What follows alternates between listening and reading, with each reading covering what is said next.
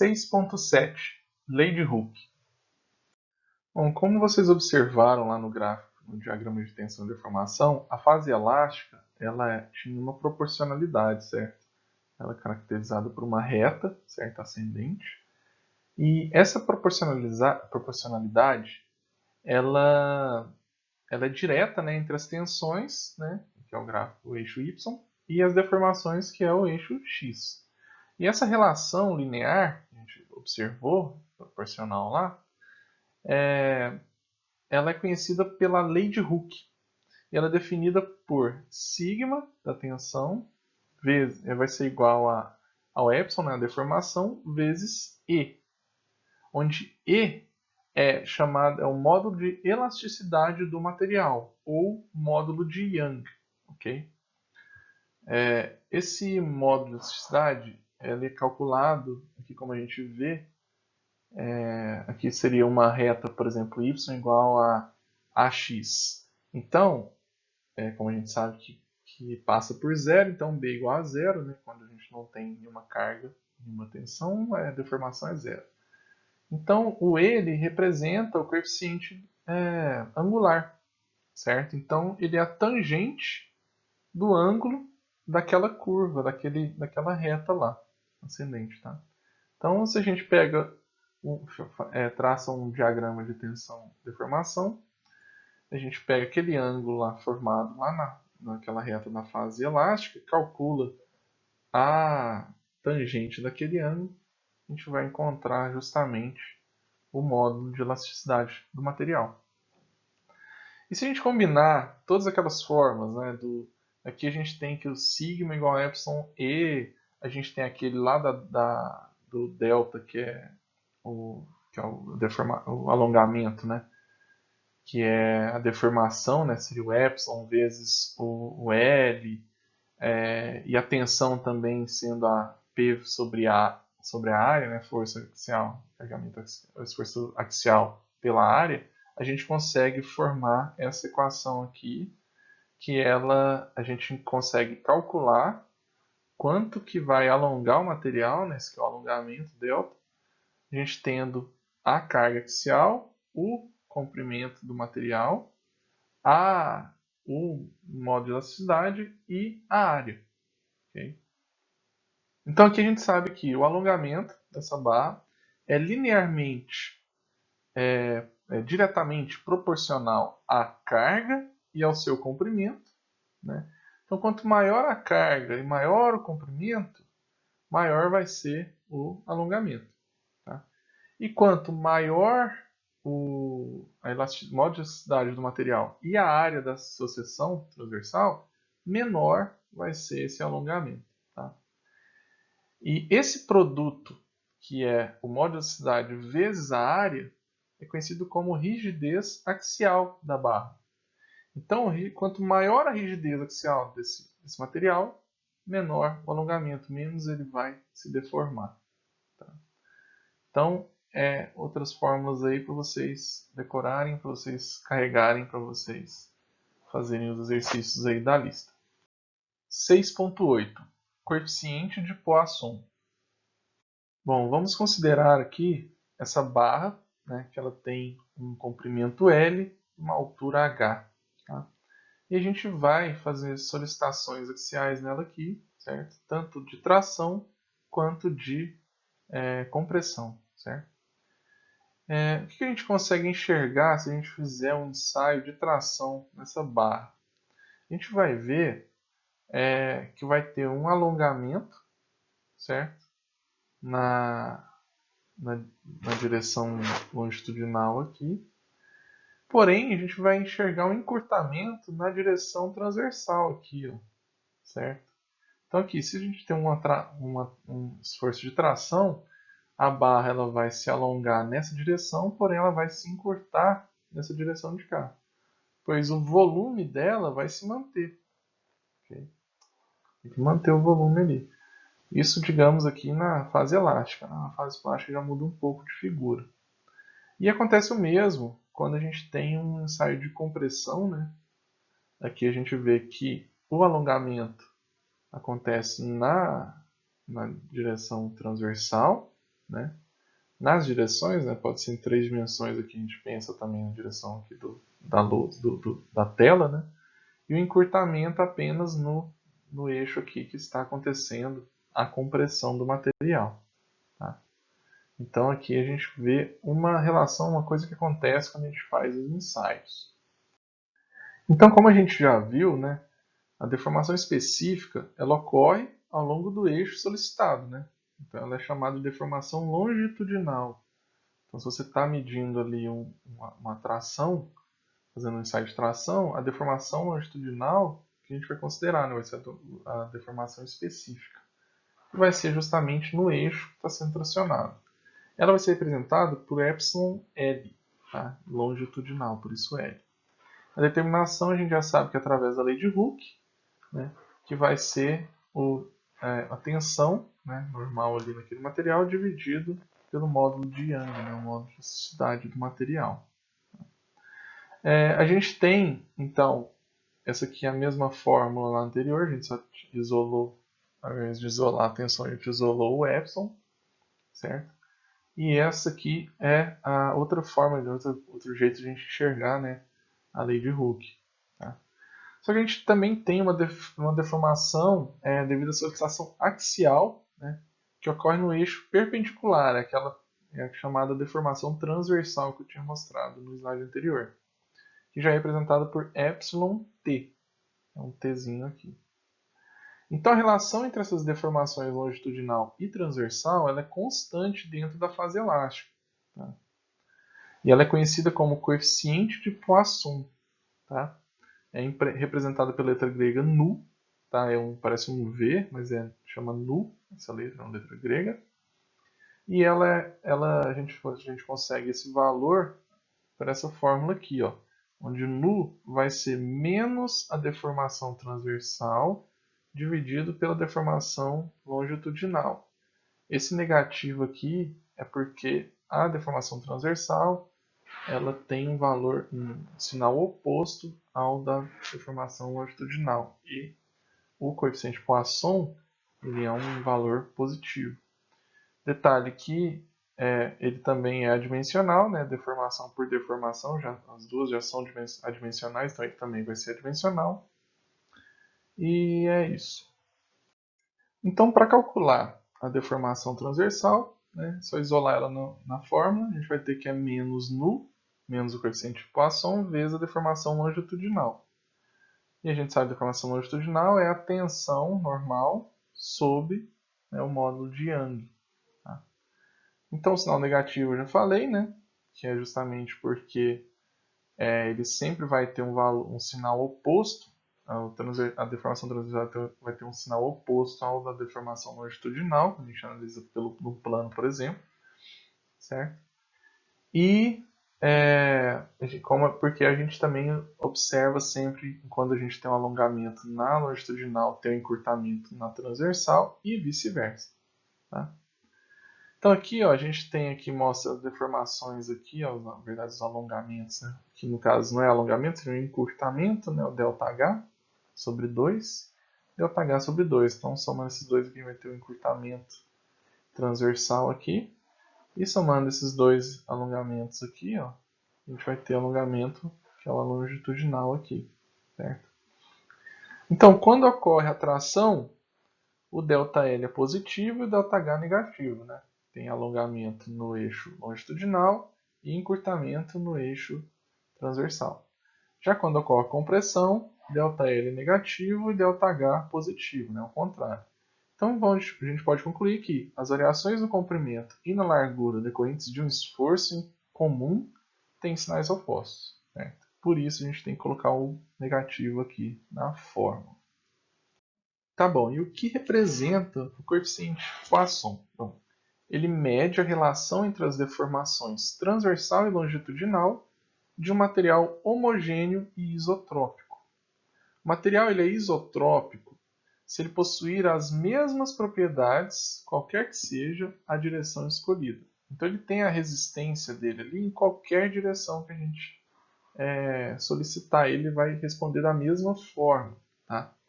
Se o material não possuir qualquer espécie de simetria elástica, né, não for isotrópico, ele é chamado então de material anisotrópico. Tá? Um material anisotrópico, por exemplo, é a madeira. Tá? Ela tem as suas fibras em uma direção e na outra direção ela tem menor resistência. Né? Então, a direção das fibras, a madeira é mais resistente. Vocês podem testar isso aí depois com um pedaço de madeira. Tá? Então, aqui na tabela, a gente tem essa tabela dos coeficientes de Poisson de alguns materiais. Então, a gente tem aqui ferro fundido, vidro, aço, cobre, alumínio e concreto. Tá?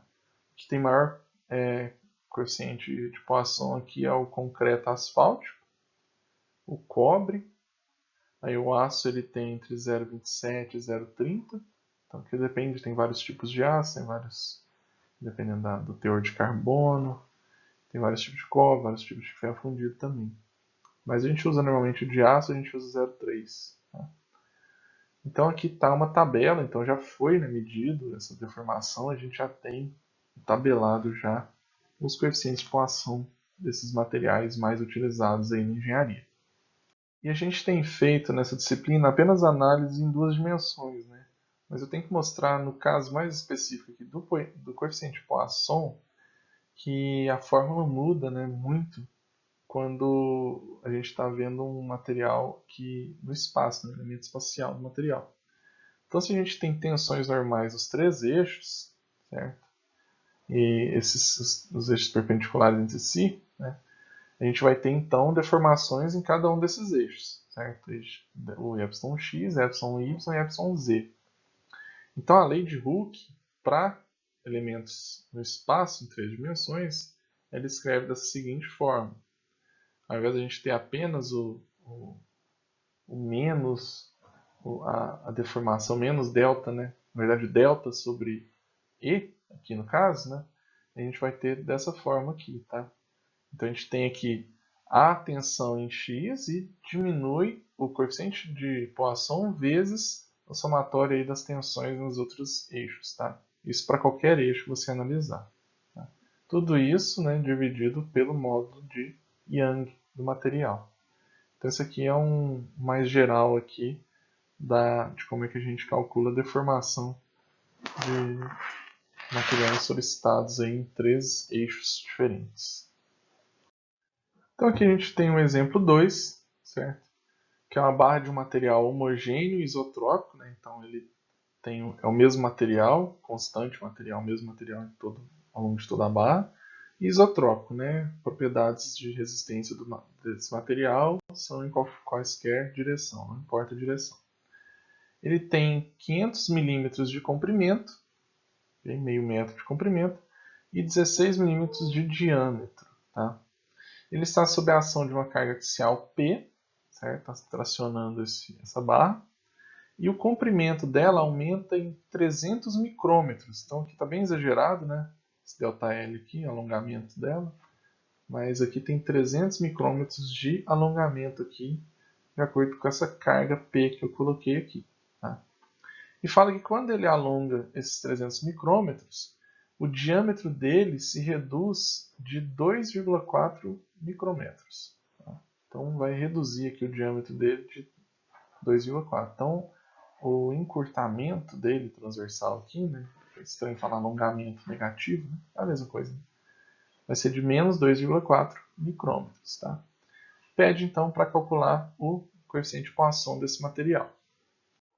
Para esse exercício, né, então, o primeiro passo a gente tem que calcular as deformações específicas, né, em cada direção. Então, tanto na longitudinal quanto na transversal. A gente sabe que a deformação longitudinal vai ser o alongamento pelo comprimento, certo? Longitudinal pelo comprimento, que é longitudinal. Então, vai dar 300 micrômetros por 500 milímetros. Então, é importante deixar os dois na mesma dimensão. Eu vou colocar aqui ambos em milímetros. Então, 300 vezes 10 a menos 3 por 500. Vai dar, corta os milímetros. A gente sabe que a deformação é uma unidade adimensional. Ou melhor, é uma grandeza adimensional, não tem unidade. Vai dar 6 vezes 10 a menos 4. E a deformação transversal, mesma forma, né? Só que agora a gente utiliza o alongamento transversal dividido pelo diâmetro. Então a gente tem menos 2,4 milímetros dividido por 16 micrômetros dividido por 16 milímetros. Deixa os dois na mesma unidade para cortar milímetro por milímetro. Então a gente vai ter o valor de menos 1,5 vezes 10 a menos 4.